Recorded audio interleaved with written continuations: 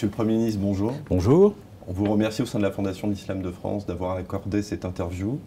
On souhaite parler aujourd'hui de la place de l'islam dans la société française et eu égard à vos derniers travaux, notamment je pense à vos derniers livres, Le sens de notre nation. Vous avez un chapitre qui est consacré à la place de l'islam de France et vous avez écrit un livre à l'épreuve de la violence qui relatait les événements tragiques de 2015, qui avaient aussi précipité, en tout cas au sein de la précédente mandature, une grande réflexion sur l'organisation du culte et sur la place de la culture islamique dans la société française. Première question, Monsieur le Premier ministre, pour revenir aux événements de 2015, comment avez-vous vécu cette tragédie, sachant qu'aujourd'hui, nous avons un procès judiciaire sur les attentats de 2015? J'ai vécu cette tragédie comme l'ensemble des Français. Ceux qui nous avaient frappés à l'époque cherchaient à atteindre la République dans ses fondements. Et ils s'en prenaient aux valeurs que nous avions en partage et qui constituaient le ciment de la société française.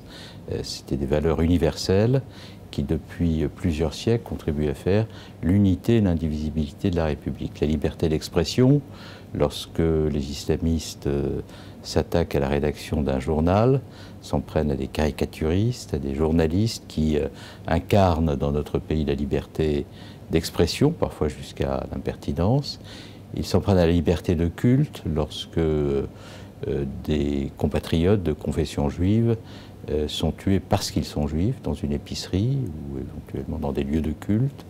Ils s'en prennent à la liberté incarnée par ceux qui portent l'uniforme lorsque les islamistes s'attaquent à des militaires ou des policiers, car en France, l'ordre public, le respect des principes de l'état de droit et la liberté constitue une même et unique préoccupation pour tous les républicains. Donc les terroristes s'en sont pris à ce que nous étions par essence, avec la volonté d'ébranler la société française, de s'en prendre à nos institutions et de semer partout dans le pays un sentiment que nous avons eu en partage et qui était le chagrin. Et ce sentiment, je l'ai éprouvé moi-même comme l'ensemble des Français lorsque ces attentats sont survenus. À ce moment précis, permettez-moi de convoquer un livre d'un auteur que vous connaissez, David Geiz, La guerre civile n'aura pas lieu, et il évoque une notion qui s'appelait la stasis, en mémoire aux travaux de Thucydide dans la guerre du Péloponnèse, pour parler d'une sédition intérieure. Et à ce moment, Monsieur le Premier ministre, on a eu du mal à nommer ces actes de guerre. Certains ont parlé évidemment de guerre civile intérieure, et cette notion de stasis montre que c'était une sédition intérieure. Je vous dis ça pour voir comment, au sein de l'appareil d'État et dans les hautes autorités de l'État, on a eu à évoquer justement ces actes. Je partage la vision de David Geiz pour en avoir parlé avec lui, en tous les cas son analyse. Et les conclusions que nous avons tirées du contexte ont inspiré le discours que nous avons tenu à l'époque, qui était un discours résolument républicain, et en même temps un discours dont chaque mot était pesé pour éviter que les mots ne blessent et n'accroissent les antagonismes que les terroristes avaient essayé d'instiller au sein de la société française. D'abord pour moi, et je crois pour beaucoup de ceux qui ont eu à se pencher sur ces questions, l'islamisme est un totalitarisme. C'est une vision de la société et de l'organisation sociale qui repose sur une confusion complète entre la religion et la politique, qui préconise que les principes religieux inspirent l'ordonnancement des institutions politiques et de la société jusqu'à régenter les relations interindividuelles, la conception que l'on peut avoir de la place et du rôle de la femme dans la société, par exemple, de sa relation aux hommes et de la soumission à l'autorité masculine que cela engendre, y compris dans l'organisation des familles, en contravention complète d'ailleurs avec les principes qui ont inspiré les grands combattants français pour l'égalité homme-femme.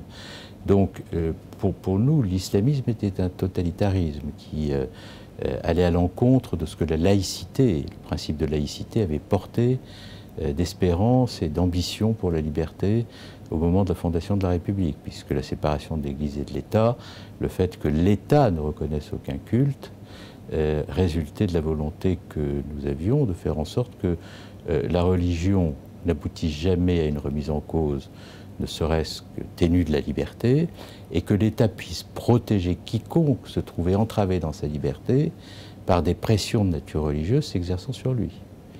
Donc, pour nous, l'islamisme était un totalitarisme. Et ceux qui s'emparaient de cette idéologie et essayaient autour des communautés d'organiser un ordre qui fut différent de celui de la République, au point d'aller jusqu'à envisager que des parties du territoire puissent s'isoler de la République, s'engager dans un mouvement de rébellion, d'hostilité, ou préconiser que d'autres principes juridiques se substituent aux lois de la République dans des territoires où ces groupes avaient une influence, c'était pour nous inconcevable. Et donc il fallait rappeler les principes républicains, il fallait rappeler la fermeté républicaine, il fallait rappeler l'unité et l'indivisibilité de la République, il fallait rappeler qu'aucune communauté ne pouvait jamais se substituer à la communauté nationale ou en altérer l'unité. Et ce sont ces principes qu'il fallait rappeler en choisissant les mots, en convoquant les bons concepts, en évitant les coups de menton, les propos qui pouvaient diviser, antagoniser, alors même que la République est un principe de rassemblement et d'apaisement. De cette volonté d'unir le pacte républicain, Monsieur le Premier ministre, la difficulté aussi de la composante islamique de la nation qui s'est sentie aussi victime de ces attentats et malheureusement a été aussi victime d'une suspicion aussi au sein de la société française. Mais vous l'avez rappelé, l'objectif c'était d'assurer l'unité, mais le contexte était aussi difficile. Mais je pense qu'il faut être très clair sur ce sujet. Les musulmans ne sont pas des islamistes, tous. Et il y a des islamistes parmi les musulmans, ils constituent une minorité, et une minorité qui a pour vocation à maintenir dans une conception rétrograde, je dirais réactionnaire, de la religion musulmane, la majorité. Essayer d'amener la majorité des musulmans à cette conception dans le cadre d'une lecture du Coran qui est une lecture dévoyée.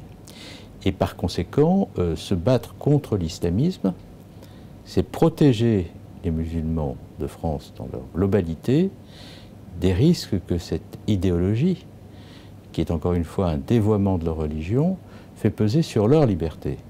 C'est la raison pour laquelle, lorsque j'entends un certain nombre de représentants politiques ou de courants expliquer que lutter contre l'islamisme est une manière d'islamophobie, c'est le contraire. Lutter contre l'islamisme, c'est pour la République réaffirmer la volonté de la République de prendre dans ses bras tous ses enfants, y compris bien entendu les musulmans de France qui sont victimes de l'islamisme, pour que la République les protège d'un totalitarisme. Et cela doit être rappelé avec la plus grande clarté. Lutter contre l'islamisme, ce n'est pas un début d'islamophobie, c'est au contraire une manière pour la République de dire la volonté qui est la sienne de prendre dans ses bras tous ses enfants. Monsieur le Premier ministre, pour revenir à l'exercice de vos fonctions en tant que ministre de l'Intérieur, on a vu aussi les difficultés à nommer la figure de l'ennemi. Et vous avez souligné, en même temps, l'islamisme est polymorphe. Dans l'islamisme, il y a différents courants. Évidemment, les marges radicales de l'islamo-djihadisme avaient aussi des particularités. Donc c'est un mouvement millénariste, à prétention universelle, mais qui trouve aussi des ancrages dans le local et avec une fonction tribale. Est-ce que ça n'a pas été difficile pour l'appareil d'État d'appréhender la complexité de ce phénomène? Ce qui a été difficile pour l'appareil d'État, c'est de comprendre un phénomène auquel il n'avait jamais été confronté jusqu'à présent, dès lors qu'il s'agissait d'actes terroristes. Nous avions eu des attentats islamistes en France. Nous en avions eu dans les années 80, dans les années 90. Il s'agissait d'attentats commis par des groupes qui avaient été constitués à partir d'actions conduites par des vétérans de la guerre d'Afghanistan, beaucoup d'Algériens, mais pas seulement, qui avaient constitué des groupes appelés à frapper, mais organisés plutôt en société secrète, qui arrivaient en France, puis repartaient. Et lorsqu'ils restaient sur le territoire national, ils n'étaient pas organisés comme le sont les groupes qui nous ont frappés. Là, nous sommes confrontés, dans les années 2010, à un autre phénomène. Il s'agit d'individus qui n'ont jamais participé pour un certain nombre d'entre eux à des conflits, qui sont appelés à aller sur le théâtre des opérations par les groupes terroristes, mais à la faveur d'une propagande numérique remarquablement conçue, et qui les invitent non pas à aller faire la guerre en Irak et en Syrie pour des motifs terroristes, mais pour des motifs humanitaires, en sachant qu'une fois que ces individus seront sur le théâtre des opérations, ils seront entraînés par ces groupes terroristes et endoctrinés pour revenir sur le territoire national et frapper. Bon. Puis il y a une autre catégorie d'individus, c'est-à-dire des individus qui ne sont jamais allés sur le théâtre des opérations, qui n'iront jamais, mais qui sont appelés à frapper par une propagande terroriste, articulée à l'action d'un certain nombre d'imams autoproclamés dans des mosquées radicalisées, et qui sont des individus beaucoup moins faciles à détecter et qui peuvent à tout moment passer à l'acte. Ils passeront à l'acte et frapperont, et seront à l'origine d'attentats extrêmement meurtriers. Je pense notamment à l'attentat de Nice ou à d'autres événements tragiques qui auront marqué les Français et les auront blessés. Donc ce phénomène-là que Gilles Kepel a qualifié en parlant de terrorisme réticulaire, c'est-à-dire un terrorisme qui, par ses rhizomes, ses racines, se diffuse dans les quartiers, dans ce que l'on a appelé le territoire perdu de la République, au cœur même du pays, parfois en milieu rural, je pense à la cellule d'Artigat, et qui peut à tout moment nous frapper, rendait les terroristes beaucoup moins faciles à détecter que ne l'étaient paradoxalement des groupes qui nous venaient d'ailleurs, et qui étaient organisés en sociétés secrètes et que nous pouvions plus facilement démanteler par la coopération entre services de renseignement. Monsieur le Premier ministre, j'en viens à votre exercice du pouvoir en tant que ministre de l'Intérieur face à cette question islamique. Et il me semble que vous aviez une réflexion de prospective sur l'organisation du culte et sur la mise en place d'une politique culturelle. Et vous soulignez très bien, dans votre ouvrage Le sens de notre nation, la difficulté pour un État républicain et laïque, eu égard au séparatisme libéral d'Aristide Briand en 1905, pour l'État d'intervenir dans les affaires culturelles. Alors, que peut faire l'État face à la question difficile de la représentation du culte musulman, et pourquoi avoir voulu revivifier cette FOIF, cette Fédération des œuvres de l'islam de France qui a été créée par Dominique de Villepin? Les raisons. Bon, d'abord, la fondation n'avait jamais existé. Elle avait été créée, portée sur les fonds baptismaux par Dominique de Villepin. Elle avait obtenu du Conseil d'État une autorisation pour traiter des questions culturelles et cultuelles, très curieusement, mais n'avait jamais vu le jour, parce que les questions relatives à la gouvernance de cette fondation avaient conduit les représentants de l'islam consulaire à se battre entre eux pour assurer la direction de cette fondation. Et comme très souvent, ces batailles n'ayant jamais réussi à trouver un arbitrage ou une issue, le projet avait échoué. Donc je souhaitais que cette fondation fût créée. Je pensais que nous aurions beaucoup de mal à lui donner des missions cultuelles et que si nous décidions de recréer une fondation, nous devrions repasser devant le Conseil d'État, et je doutais que le Conseil d'État prenne la même position que celle qu'il avait prise quelques années auparavant.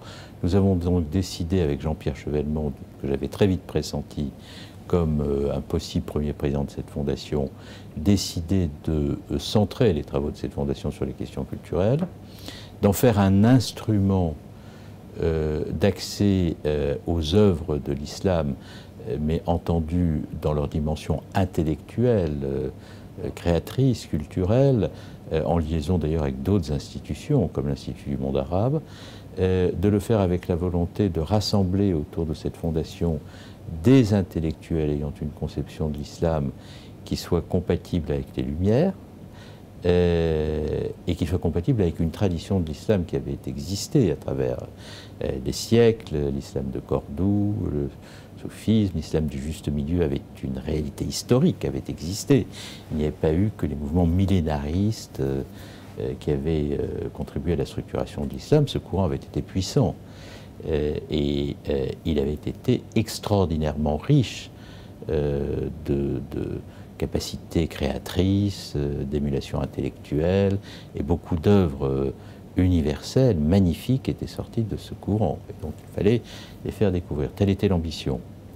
Par ailleurs, nous avions la volonté de faire en sorte qu'à l'université, on puisse avoir des diplômes universitaires permettant aux responsables des cultes et aux aumôniers quelle que soit leur religion, d'avoir une formation à ce qu'étaient les principes républicains. Et nous avions aussi la volonté de faire en sorte que les imams soient formés en France, que nous puissions progressivement mettre fin au recours aux imams détachés. Et il fallait pour cela qu'il y ait une capacité de formation théologique. Cela ne dépendait pas de nous, mais il fallait que ceux qui étaient correctement formés sur le plan théologique soient aussi formés aux principes républicains. Cela dépendait de nous. Et nous avons créé plus d'une dizaine de diplômes universitaires de formation aux principes républicains de ceux qui se consacraient ou avaient pour ambition de se consacrer à des activités de nature théologique ou religieuse. Et est-ce que vous pouvez nous dire, Monsieur le Premier ministre, le regard que vous portez justement sur les actions de la Fondation depuis sa création?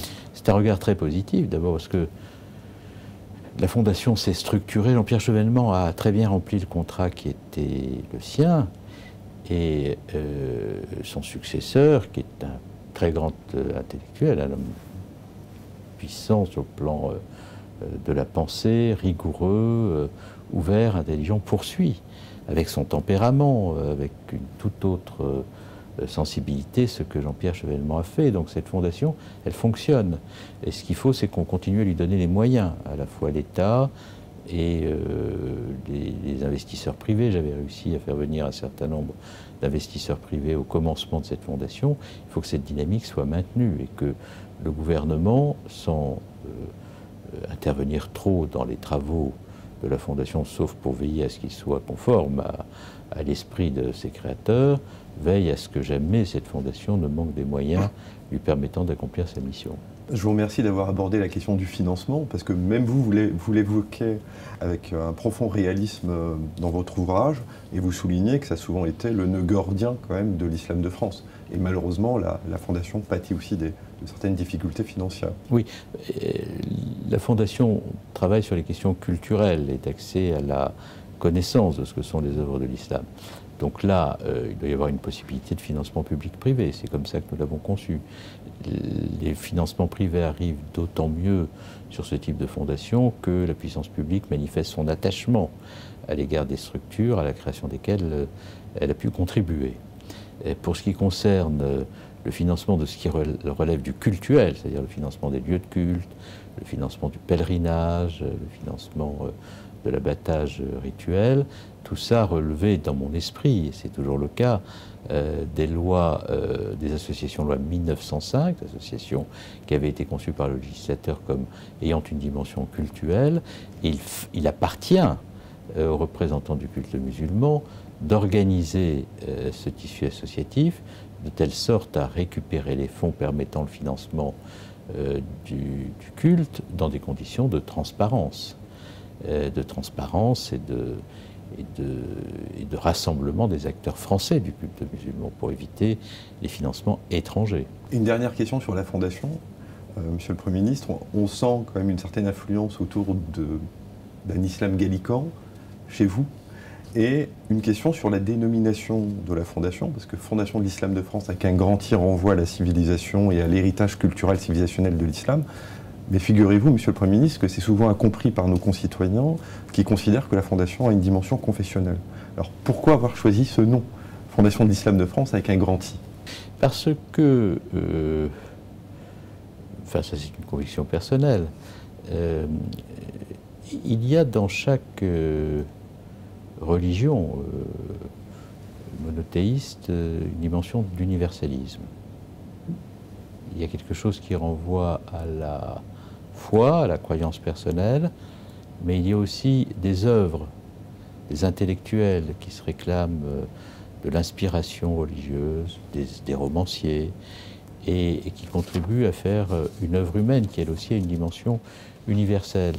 Donc faire en sorte que la dimension culturelle, civilisationnelle, du fait religieux puisse être prise en compte et que la connaissance autour de ces questions devienne accessible, notamment pour les jeunes générations, parce que si à l'école on n'enseigne pas les textes religieux pour endoctriner des jeunes citoyens et les obliger à faire le choix de telle ou telle religion, en France, le choix d'une religion étant libre et devant être le résultat de l'accès de la conscience de chacun au libre arbitre. On peut en revanche, et c'est souhaitable, permettre aux jeunes citoyens de comprendre ce qu'est l'histoire des religions, de ce que sont les grandes productions intellectuelles, artistiques qui peuvent naître de ces courants religieux. Et il me paraissait important de montrer qu'il y avait là une richesse intellectuelle pour l'esprit, pour la connaissance qui méritait d'être affirmée. Dans ce dessin d'une grande politique de civilisation, Monsieur le Premier ministre, j'en viens au dernier point de notre entretien, l'avenir du patriotisme républicain. Vous faites l'éloge du retour du concept de nation. Et Monsieur le Premier ministre, je pense que vous avez plus que moi souvenir de l'influence de Jürgen Habermas lorsqu'il prédisait la fin de la nation et que nous sommes entrés dans l'idée du post-national, ce qui avait façonné une partie de nos élites intellectuelles pendant moins une vingtaine d'années, pendant 2 décennies. Et aujourd'hui, on voit le retour du concept de nation, mais au sens où Ernest Renan en parlait, le plébiscite de tous les jours, être français, c'est vouloir être français. Et dans cette configuration, on a un retour de l'idée nationale, mais aussi une appropriation de l'idée nationale par des courants qui sont très exclusivistes dans leur conception de la nation. Comment voyez-vous justement le retour ou l'émergence d'un patriotisme républicain qui permettra d'unifier le corps social français? Et je pense d'abord qu'il faut donner une définition des concepts, parce que si on oublie de dire ce dont on parle, on laisse à tous ceux qui ont des arrière-pensées, qui sont généralement orthogonales de ce qu'est la pensée républicaine, on leur laisse la possibilité de prospérer. Et si on abandonne des concepts à d'autres, et notamment à l'extrême droite, quand on est de ma sensibilité politique, quand on n'assume pas l'héritage et les principes républicains, quand on ne les revendique pas, quand on ne les porte pas aussi haut qu'il est nécessaire compte tenu du contexte, ce sont d'autres qui s'emparent des notions pour les abaisser. Bon. Alors qu'est-ce que la nation ? La nation, c'est, dans un pays comme le nôtre, un ensemble de principes, de valeurs, une modalité d'évolution de la souveraineté qui permet à un peuple de se retrouver autour d'un certain nombre de principes qu'il a en partage et qui d'ailleurs conduit ce peuple à vouloir que ces principes et ces valeurs soient parfois reconnus par-delà ses frontières comme des principes humanistes universels. Nous sommes dans un pays où l'État préexiste à la nation s'est incarnée dans l'État, et la République a apporté à l'État et à la nation un creuset de principes, de valeurs, la laïcité, la fraternité, l'altérité, l'égalité, qui sont des principes universels autour desquels la nation a fait son unité. Donc en France, la nation n'est pas un principe d'exclusion de l'autre. C'est un principe d'inclusion de chacun dans une conception du vivre ensemble qui nous conduit à reconnaître qu'un certain nombre de valeurs transcendent nos appartenances, nos choix philosophiques, religieux, et nous permet de vivre avec nos choix philosophiques et religieux qui peuvent être différents de ceux faits par les autres citoyens, sans pour autant que la confrontation de tous contre tous ne s'organise. Donc ce n'est pas un principe d'exclusion. La nation telle qu'elle a été définie par ses pères fondateurs, c'est un principe d'inclusion, un principe de vivre ensemble. Donc voilà ce qu'il faut dire. Le patriotisme, la nation, l'État, la République ne font qu'un dans un pays comme le nôtre pour des raisons qui tiennent à la singularité du processus de construction politique qui fut celui de notre nation, et pour des raisons qui tiennent au fait que ce processus de construction s'est fait autour d'un creuset de valeurs qui transcende nos appartenances, nos convictions individuelles, et qui a une dimension éminemment universelle. C'est ça la singularité de la construction politique française. Mais Monsieur le Premier ministre, vous remarquerez que je vous ai cité Ernest Renan pour montrer que je partageais évidemment l'idée que vous venez de soulever. Alors, bien entendu, vous avez toujours des courants politiques qui s'emparent du concept de nation pour le frelater, pour en faire une forme de refus de l'autre ou de propension à agresser l'autre dans une volonté d'expansionnisme ou d'affirmation d'une identité, ce qui avait conduit François Mitterrand à dire à un moment donné que le nationalisme c'était la guerre, et alors que la nation n'a pas vocation nécessairement à engendrer le nationalisme. Lorsque la nation affirme ses valeurs, elle se préserve du nationalisme pour faire en sorte précisément que jamais le creuset de valeurs qui nous permet de faire nation n'aboutisse à des confrontations ou à des divisions funestes, où la violence prend le dessus. Moi, je voulais mettre l'accent sur le concept de nation civique. Bien sûr. Si j'ai posé la question, c'est pour dire que certains, évidemment, s'appropriaient le concept de nation. Et d'ailleurs, j'ai essayé dans ma réponse de vous dire à quel point je trouvais la question pertinente. Précisément parce que ce danger existe et qu'il faut s'en prémunir. Deux autres questions, Monsieur le Premier ministre. On voit les difficultés du modèle républicano-laïque à résoudre cette question islamique. Et derrière cette question islamique pose aussi la question intégrationniste, eu égard, on va dire, aux circulations et à l'arrivée d'une population originaire, souvent de l'Afrique du Nord et de l'Afrique subsaharienne. Se pose une question autour du concept de civilisation française. Jamais ce concept n'a été autant usité dans le débat public, et il se pose avec fracas face à la question islamique. On l'utilise souvent pour dire, au final, notre culture est menacée. Et en fait, la question de l'islam interroge la France, interroge sur ce qu'elle a. Et notre question à la Fondation, c'est de réfléchir évidemment à ce que l'islam fasse partie entièrement de ce récit national et de cette culture française, et que l'islam enrichisse cette personnalité française. En tout cas, c'est la grande interrogation de la Fondation. Et je sais que vous y êtes très sensible. Ma vision, c'est que il faut là aussi être précis sur les concepts. Je ne sais pas s'il existe une civilisation française. Il existe une singularité politique française que j'ai essayé d'exprimer tout à l'heure en évoquant le processus historique de création en France de la nation dans un pays, encore une fois, où l'État a préexisté à la nation. Et encore une fois, où la nation, par un processus de centralisation que la Révolution française a considérablement accéléré, que la nation s'est progressivement incarnée dans l'État. Et puis ensuite, la pensée républicaine est venue donner à cette construction politique un contenu en termes de valeurs. Donc je vois bien la singularité politique française.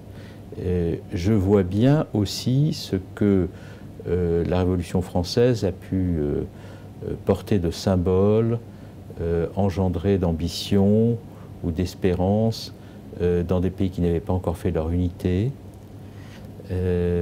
auprès de peuples qui cherchaient à affirmer le droit pour eux d'exprimer leur identité nationale. L'unité allemande s'est faite longtemps après la Révolution française. L'unité italienne s'est faite longtemps après la Révolution française, mais ces mouvements unitaires, notamment en Italie, ont été très inspirés de ce que la Révolution française avait porté d'ambition en matière de possibilités pour les peuples de s'autodéterminer, enfin de choisir les modalités d'affirmation de leur unité. Mais de là à dire qu'il y a une civilisation française, je ne crois pas. Je pense en revanche qu'il y a sans doute une civilisation européenne qui repose sur le fait que la pensée universelle française a eu des conséquences sur la construction politique européenne, sur le fait que l'Europe s'est construite autour d'une manière de vivre dans les villes. Je me souviens d'une très belle émission à la fin de la vie de François Mitterrand, où on lui posait la question de savoir ce qu'était l'Europe, et il avait eu cette réponse très juste: l'Europe c'est la ville.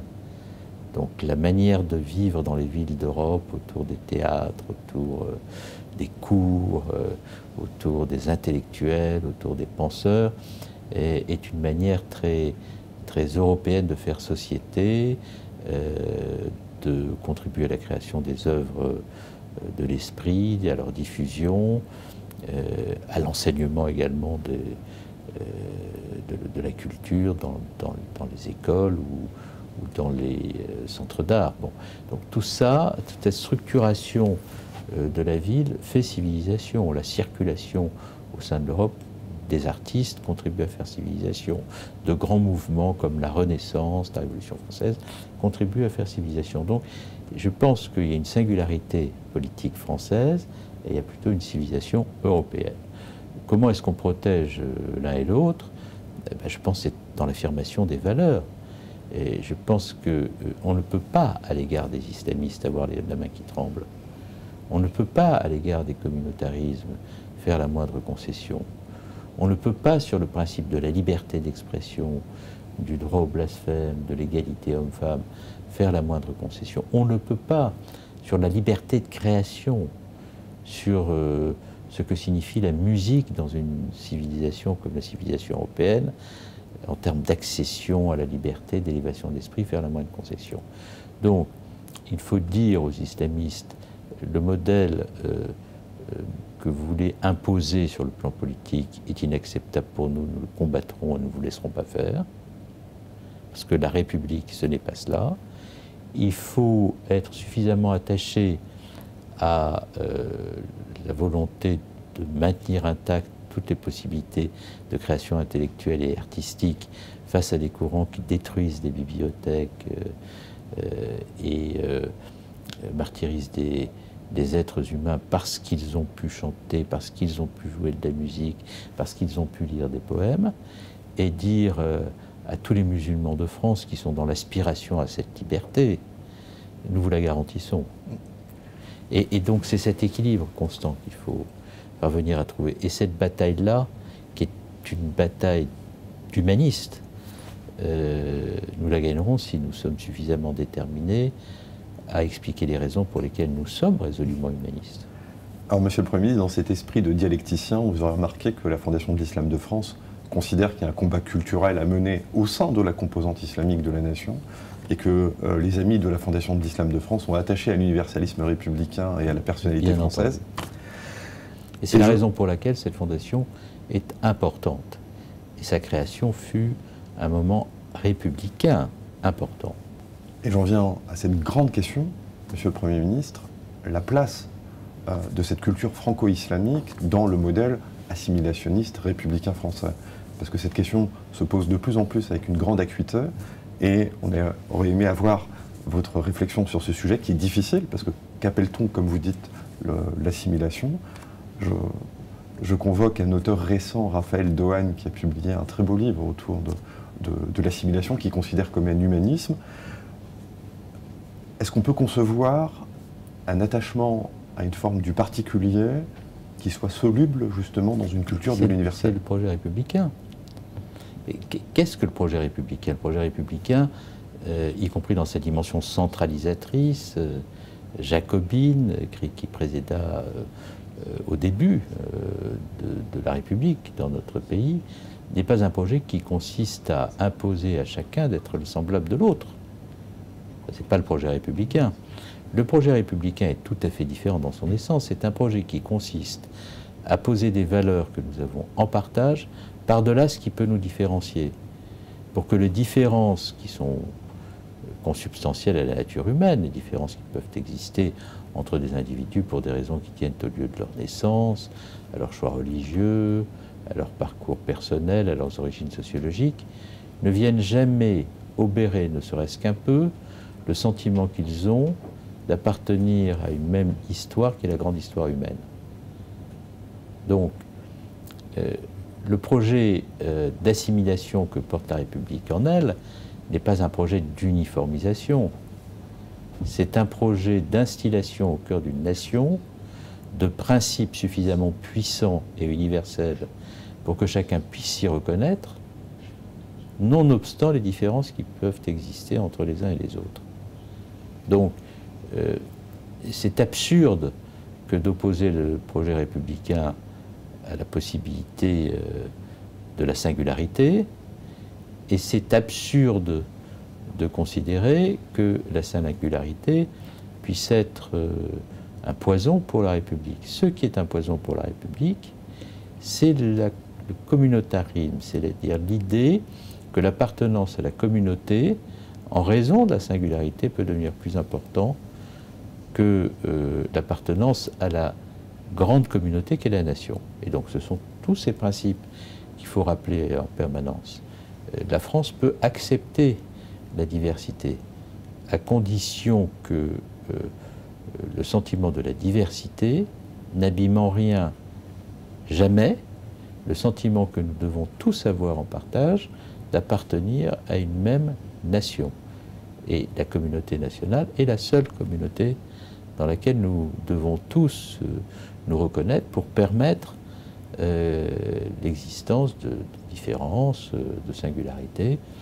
Et je termine en disant que la singularité et la différence, dès lors que les principes républicains sont intégrés au point de couler en nous comme le sang, n'exclut pas l'altérité, au contraire, elle y contribue. Et l'altérité, c'est la capacité à se mettre à la place de l'autre, fût-il différent de nous. Et quand vous avez la capacité de vous mettre à la place de l'autre, même quand il est différent de vous-même, vous refusez de faire subir à l'autre ce que vous ne supporteriez pas qu'on vous fasse vivre à vous-même. Donc il y a dans l'altérité une mécanique particulière qui exclut la violence. Parce que si vous mettez à la place de l'autre, vous